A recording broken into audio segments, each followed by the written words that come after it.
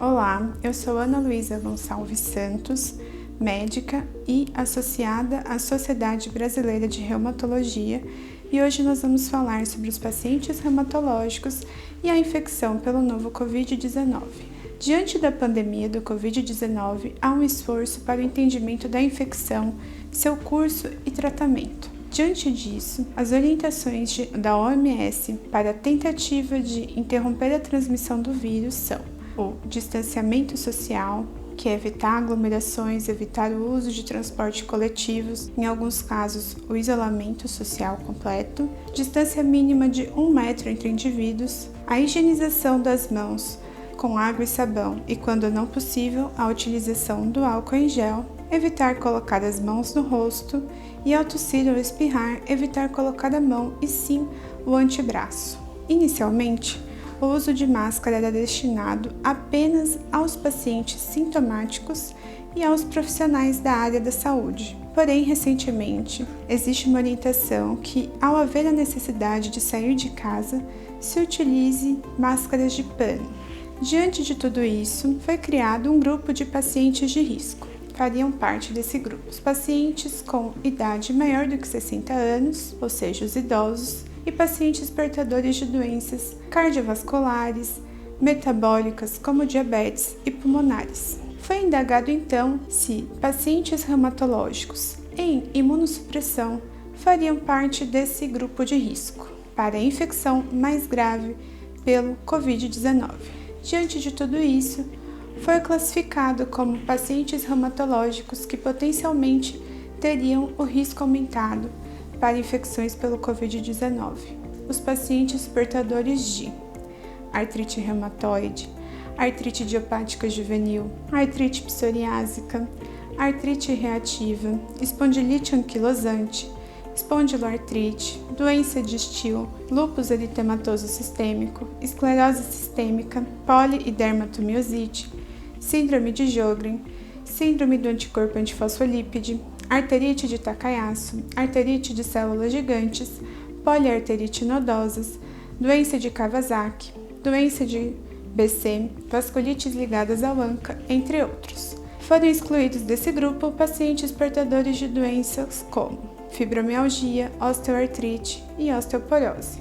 Claro, os que não têm as comorbidades já citadas, como também do grupo de risco. Também estariam nesse grupo de pacientes reumatológicos de maior risco para a infecção pelo Covid-19 aqueles em uso de medicações como corticoide na dose maior que 20 mg ao dia, anti-TNFs, que são biológicos como infliximab, adalimumab, etanercept, golimumab, certolizumab pegol, anti-interleucina 6 como tocilizumab, anti-interleucina 17 como secukinumab, anti-interleucina 23 como ustekinumab, os bloqueadores de linfócitos CD20 como rituximab e belimumab, inibidores de coestimulação como abatacept, inibidores da JAK como tofacitinib e imunossupressores como ciclofosfamida, metotrexato, azatioprina, leflunomida e micofenolato de mofetil. Portanto, seriam pacientes reumatológicos portadores das doenças citadas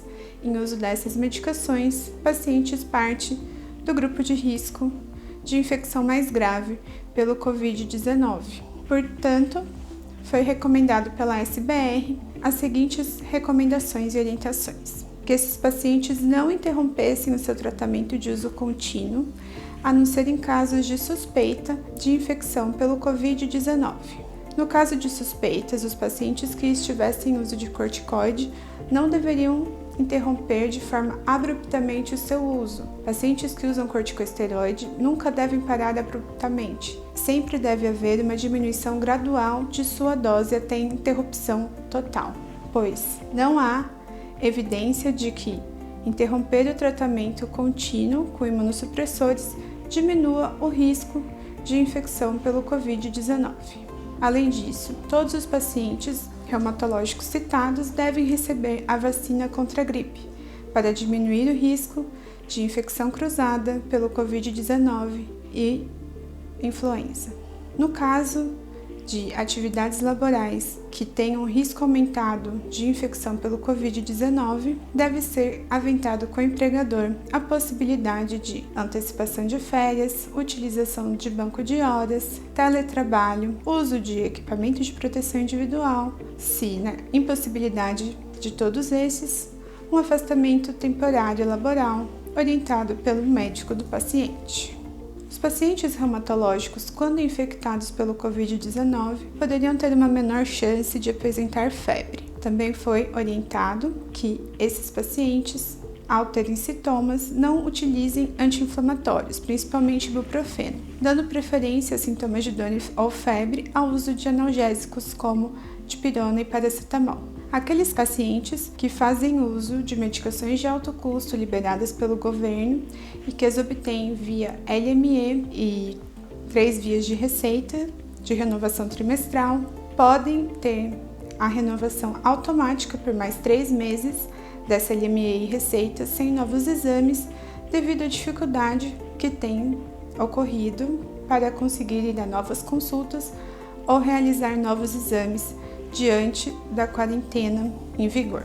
Então vamos falar um pouco da infecção pelo Covid-19. Nas suas formas mais graves, a infecção pelo Covid-19 causa uma reação muito semelhante a algumas doenças autoimunes ou autoinflamatórias, ou seja, o vírus causa uma resposta autoimune no organismo muito exacerbada, acarretando em aumento de citocinas e interleucina 6. Em alguns casos, podendo causar até uma pneumonia intersticial com padrão em vidro fosco, que é muitas vezes visto em algumas doenças reumatológicas que podem apresentar doença pulmonar intersticial como agravamento de sua evolução.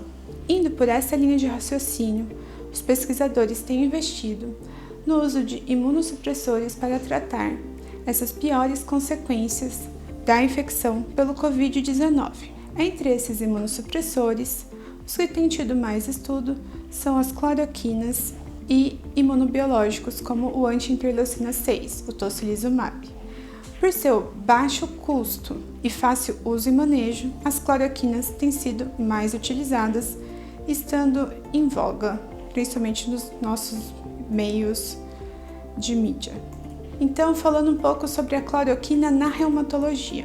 É uma medicação amplamente utilizada, principalmente para o tratamento de doenças como lúpus eritematoso sistêmico, artrite reumatoide, síndrome de Sjögren, osteoartrite, síndrome do anticorpo fosfolípide, entre outras. Na reumatologia, é utilizada nas doses de 250 mg por dia, no caso da difosfato de cloroquina, e 400 mg por dia, no caso da hidroxicloroquina, ou ainda 5 mg por quilo de peso por dia. Os efeitos colaterais mais comuns das cloroquinas são sintomas gastrointestinais e cutâneos. Dos gastrointestinais podemos falar de anorexia, dor abdominal, náusea e vômito, e dos cutâneos, prurido, racho cutâneo e pigmentação de pele e mucosas. Os efeitos colaterais mais raros, porém mais temidos das cloroquinas, são os danos oculares, que é a maculopatia pela cloroquina, e a arritmia que pode ocorrer em alguns casos. Na questão da maculopatia pela cloroquina, ela está ligada ao seu tempo de uso e à sua dose. Então, teriam como os principais fatores de risco a dose maior do que 6,5 mg por quilo dia da hidroxicloroquina e maior do que 3 mg por quilo dia da cloroquina por um período maior do que 5 anos. Além desses fatores de risco, idade maior do que 60 anos, maculopatias ou retinopatias prévias, genética, volume do tecido adiposo também entrariam como fatores de risco. Mas lembrando que na reumatologia são drogas utilizadas cronicamente, portanto, esse risco aumenta, porque é dependente de dose e de tempo.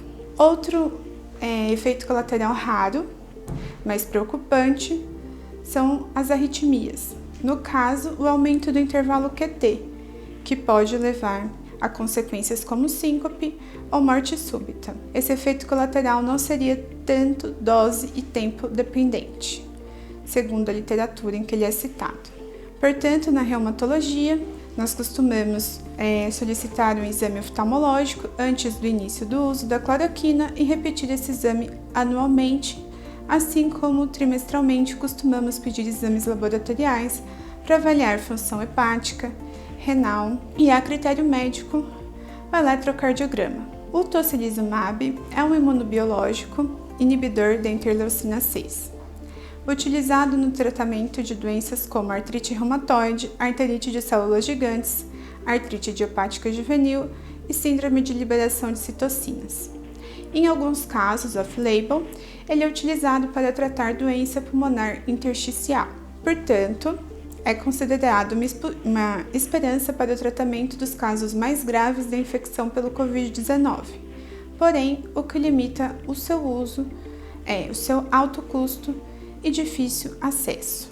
Podemos concluir que não há uma relação estabelecida entre pacientes reumatológicos e seu aumento de probabilidade de infecção mais grave pelo Covid-19. Ainda assim, mesmo sem evidências, devido à sua imunossupressão, os classificamos como grupo de risco para infecção mais grave pelo Covid-19. E que há esperança de que as drogas reumatológicas possam auxiliar no tratamento das complicações do Covid-19. Obrigada!